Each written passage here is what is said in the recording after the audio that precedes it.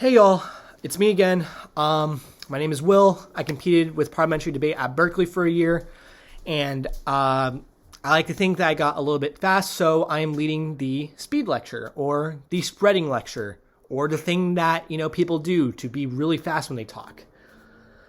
I will preface it with this: it is hard, and you will probably fail more times than you succeed at first. But for those who are down to put in the work and can put in the work, you'll be just fine.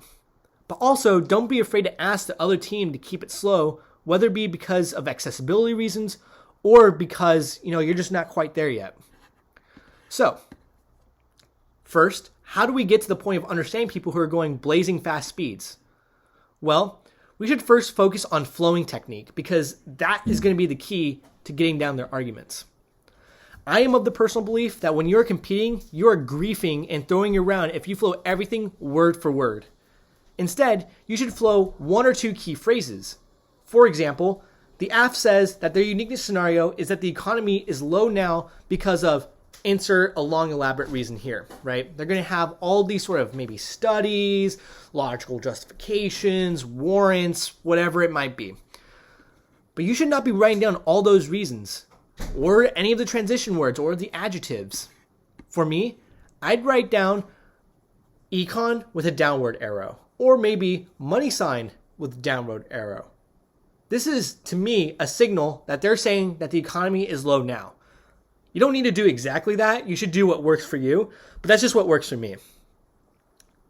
If there's some key warrants, I'll make a note of that, but I'm not using more than one or two words tops.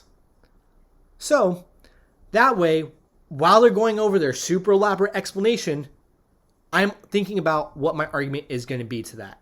What my response is. I might write 1, 2, maybe 3 arguments if I'm feeling really lucky. But I know that I'll at least have a note. I know this is their argument, and I know I was going in this direction. It gives me some time to think about what I want to say to that argument. And if I get confused, I can just ask my partner for help. But I know which argument I need to respond to because it's the only one that I heard.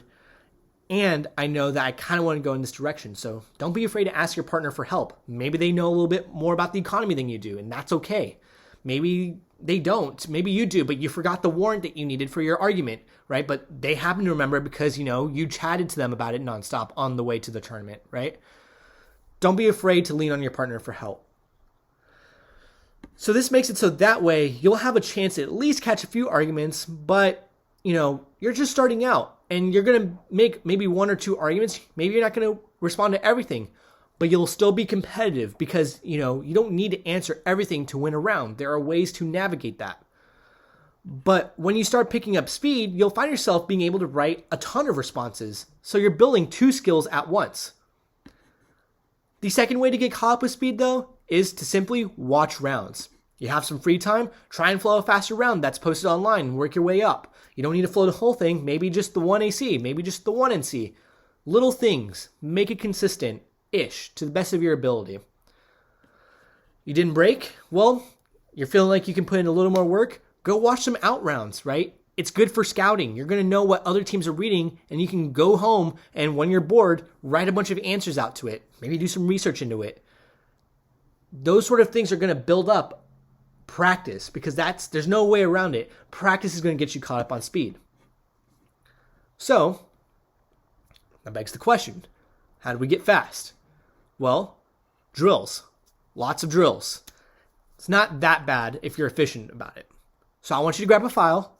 It can be any file. Your favorite T argument, your favorite K, your favorite disad, your favorite AF, whatever it is. I don't care. But I want you to select from any of these drills I'm about to give you. My personal favorite is to combine some of these, but we'll go over that later. So the first drill is the pen in your mouth drill. That works by getting a pen, hopefully it's clean, and putting it in your mouth and biting down on it. You want to try and get into a Goldilocks zone where you're putting the pen far back in your mouth where it's harder for you to talk, but you can still talk, right? If you can't talk, then that kind of defeats the purpose of this drill, but if it's not creating any sort of resistance, then you're probably not doing a whole lot for yourself. So then you go into your file and you start reading your file as fast as you can. It doesn't need to be perfect, but you're going to read, like, for example, like you're going to have a pen, you're going to go interpretation, the affirmative must only derive blah, blah, blah, blah, blah, right? And you'd read the whole file, or maybe half of it, whatever you're most comfortable with. Another drill you can do is the filler word drill. This is adding a word after every word. I think this is less confusing if I give you an example. So I'm going to read my file, and it's going to go interpretation, watermelon, the watermelon, affirmative, watermelon, may, watermelon, only, watermelon, derive, watermelon, offense, watermelon, so on, so on. Does it need to be watermelon? No, you should make it fun. Choose your favorite word.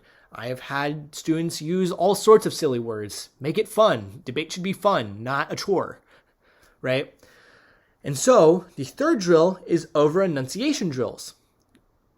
For example, you're going to read your file and you're going to go, interpretation, the affirmative may only derive offense from the, you kind of see how I'm overemphasizing my words? That's the key here. The fourth kind of drill you can do is reading your file backwards, right?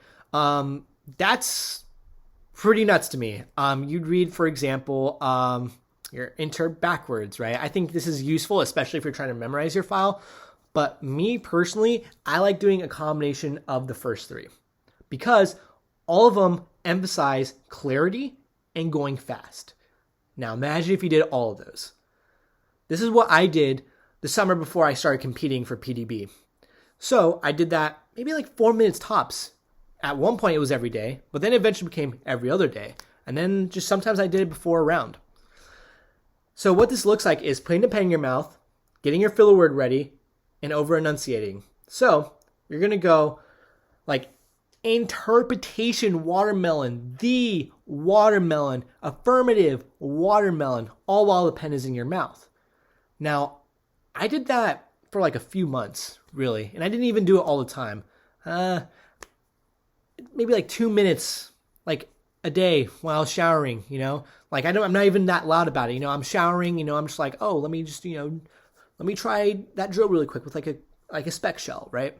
Trust me, you will get really fast quick. I've seen it time and time again, and it personally helped me a lot in getting fast.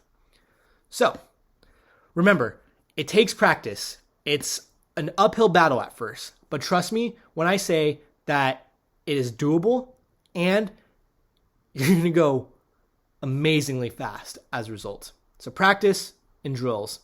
Best advice I can give you.